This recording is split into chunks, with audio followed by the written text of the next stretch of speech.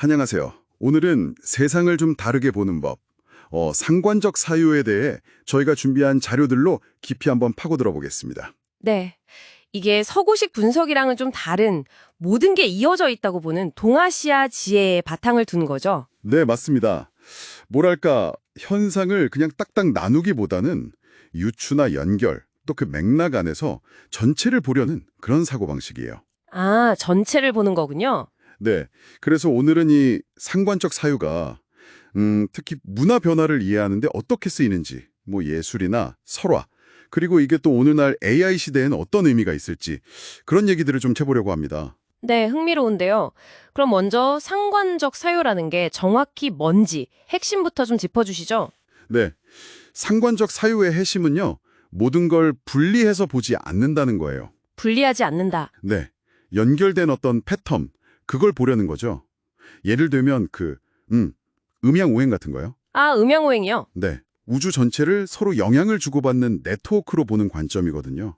그래서 단순히 지성, 머리로만 따지는 게 아니라 감정이나 직관 같은 인간 전체를 사용하는 거죠. 총체적인 추론 방식이라고 할 수 있습니다. 아, 단순히 머리 계산이 아니라 정말 몸과 마음 전체로 세상을 느끼고 파악하는 그런 거군요. 그렇죠. 훨씬 유기적인 관점이라고 할까요? 네, 그럼 이런 사고방식이 실제 문화 속에서는 어떻게 나타나는지 구체적인 예로 들어가 볼까요? 좋습니다. 첫 번째 예로 경극을 준비했는데요. 이 경극이 상관적 사유를 잘 보여준다면서요? 네, 그렇습니다. 경극은 아시다시피 음악, 춤, 연극, 또 고개까지 다 합쳐진 종합예술이잖아요. 네, 그렇죠. 여기서 진짜 중요한 건 그 무대 위의 모든 것예요. 배우의 몸짓 하나하나, 의상 색깔, 소리 하나까지 전부 다 그 안에 비유적인 의미가 담겨 있다는 겁니다. 아, 모든 요소에 의미가 있다. 네, 아주 겹겹이요. 예를 들어서 배우가 소매를 특정 방식으로 탁 휘두르잖아요. 네. 그것만으로도 분노라든지 슬픔 같은 복잡한 감정을 딱 응축해서 보여주는 거죠.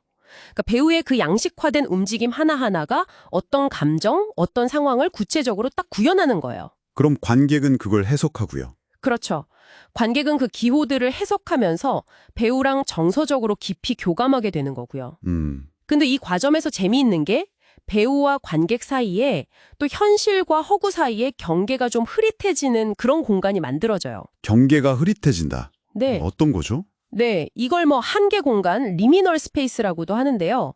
뭐랄까, 꿈이랑 현실 사이 같은 느낌이랄까요? 아하. 평소와는 좀 다른 방식으로 자기를 돌아보게 만드는 그런 심리적인 문턱 같은 거죠.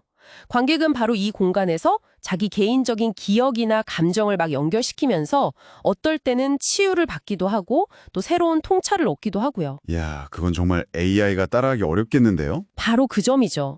이게 바로 인간만이 가진 그 유추를 통해 의미를 만들어내는 능력이거든요. 네네. 그리고 또 하나는 이게 전통을 그냥 지키는 게 아니라 현대적인 필요, 예를 들어 공동체 의식이나 정서적 안정 같은 가치와 연결해서 새롭게 만들어 나가는 거잖아요. 아, 그렇죠. 이런 걸 종합창신이라고 하는데 이것도 상관적 사유의 아주 좋은 예라고 할 수 있습니다. 네. 무대 위에서의 상관적 사유를 봤다면 이번에는 좀 다른 맥락인데요. 공동체의 기억이나 윤리 속에서 이게 어떻게 작동하는지 한국의 아랑전설 이야기를 좀 해볼까요? 이 설화에도 그런 관점이 있다고요? 네, 그렇습니다. 그 아랑의 억울한 죽음, 그리고 원혼으로 나타나는 거 있잖아요. 네, 유명하죠. 이게 그냥 무서운 귀신 이야기가 아니에요. 아, 그런가요? 네, 이걸 다르게 보면 공동체가 외면했던 어떤 비극, 그 망각과 무관심에 대해서 죽은 자가 살아있는 자들에게 던지는 질문, 응답 요구라고 해석할 수 있어요. 응답 요구. 네, 그러니까 아랑이라는 존재는 그냥 사라진 게 아니라 공동체의 윤리적 책임감, 또 기억이라는 그물망 속에서 계속해서 의미가 다시 만들어지는 거죠. 계속 살아있는 거군요, 어떤 의미에서는. 그렇죠. 그리고 나중에 이 아랑을 기리는 아랑제라는 제의가 생기잖아요. 네, 제사죠. 이게 바로 잊혔던 죽음을 공동체가 다시 끄집어내서 기억하고 또 애도하는 구체적인 실천인 거예요. 아, 여기서 보면 존재, 그러니까 가랑의 원혼, 그리고 인식, 공동체의 기억, 또 행위, 제의, 이 세 가지가 하나로 통합되는 상관적인 구조가 딱 드러나는 거죠. 존재, 인식, 행위의 통합. 네, 이걸 도교적인 관점에서 보면 억울한 죽음 때문에 흐트러졌던 기, 그러니까 생명 에너지의 부조화나 왜곡을 바로잡고 공동체의 질서를 다시 회복하려는 과정으로도 볼 수 있고요. 개인의 문제가 결국 공동체 전체의 균형 문제와 연결되는 거죠. 와, 정말 흥미롭네요. 개인의 비극이 공동체의 어떤 성찰이나 치유로 이어지는 과정 자체가 되게 연결적인 사고방식을 보여주는 것 같아요. 맞습니다. 그런데 이런 어떻게 보면 오래된 지혜잖아요. 이게 요즘처럼 막 급변하는 AI 시대에 왜 다시 중요해지는 걸까요? 오히려 분석이나 효율성이 더 중요할 것 같은데요. 그렇죠.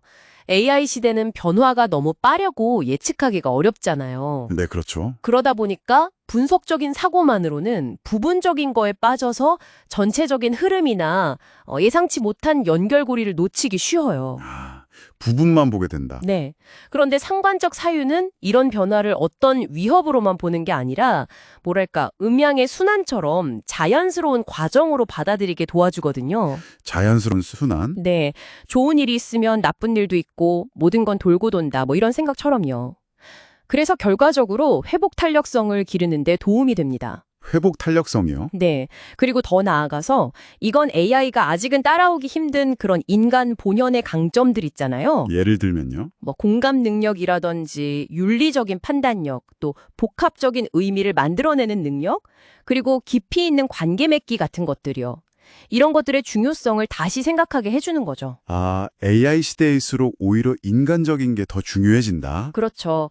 아까 경국 예를 들었지만 인간은 섬세한 감정 교류나 의미 해석을 잘하고 AI는 방대한 정보 처리나 분석을 잘하잖아요. 네, 각자 잘하는 게 있죠. 그러니까 서로 부족한 점을 채워주면서 함께 진화, 즉 공진화할 수 있다는 거예요. 공진화. 흥미로운 관점이네요. 네. 그리고 사실 우리 문화 속에서도 이런 걸 많이 볼 수 있어요. 예를 들어 한국의 비빔 문화 있잖아요. 다양한 재료를 막 섞어서 조화롭게 새로운 맛과 의미를 만들어내죠. 비빔밥 같은 거요. 네. 그것도 그렇고 또 세계적으로 인기 있는 한류 현성도 보세요. 여러 문화 요소를 잘 융합해서 새로운 매력을 만들어내잖아요. 이것도 다 연결과 통합, 즉 상관적 사유의 힘이라고 볼 수 있습니다. 와, 듣고 보니 그렇네요. 오늘 상관적 사회라는 렌즈로 문화랑 변화를 보니까 세상을 좀 더 풍부하고 깊이 있게 이해하는 길이 열리는 것 같습니다. 정말 분석 너머의 지혜, 연결과 맥락 속에서 전체를 보는 힘이 이 복잡한 시대를 살아가는 우리에게 꼭 필요한 통찰이 아닐까 그런 생각이 드네요. 네. 그래서 마지막으로 당신께 이런 질문을 한번 드려보고 싶어요. 네, 어떤 질문이신가요? 혹시 세상을 이해하거나 아니면 당면한 문제를 해결하려고 할 때 너무 분석적으로만 자꾸 나누어서만 보려고 애쓰고 있지는 않으신가요? 잠시 한번 멈추고 의식적으로 연결, 그리고 맥락, 또 관계의 그물망 이런 걸 떠올리면서 주변을 다시 한번 둘러본다면 어떨까요? 그러면 이전에는 미처 보지 못했던 어떤 새로운 관계나 가능성 같은 것들이 보이지 않을까요? 이 질문을 마음속에 잠시 품어보시는 것도 좋을 것 같습니다.